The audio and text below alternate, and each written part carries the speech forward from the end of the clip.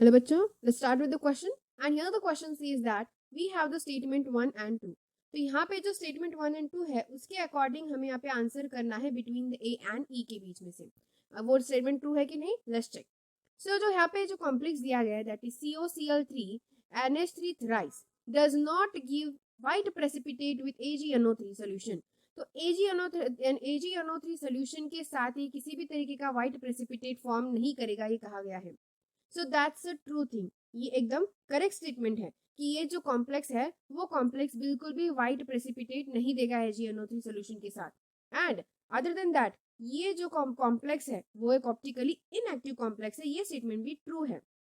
तो ये कैसे, अगर हम इस स्ट्रक्चर को ड्रॉ भी करते हैं so we can easily get the idea. इसके दोनों सिस एंड ट्रांस स्ट्रक्चर जो है वो कैसे होंगे, they will be something like this. यहाँ पे CO के साथ क्लोरीन के ये 3 bonds and after that there will be NH3 and here again remaining 2 NH3 molecule.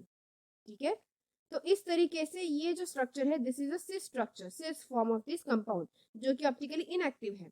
और दूसरा भी ऑप्टिकली इनएक्टिव ही होगा जो होगा ट्रांसफॉर्म.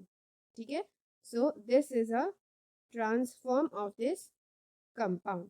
सो यहाँ पे भी chlorine and here 2 remaining NH3 compounds. Fine, तो ये रहा ट्रांसफॉर्म. तो यहाँ पे ट्रांस और सिस दोनों भी कैसे हैं, दोनों भी ऑप्टिकली इनएक्टिव ही है. इसलिए दोनों स्टेटमेंट कैसे हैं, both the statements are true. लेकिन यहाँ हम देख सकते हैं कि फर्स्ट स्टेटमेंट में जो कहा गया है कि वो AgNO3 के साथ कोई व्हाइट प्रेसिपिटेट नहीं दे पा रहा है.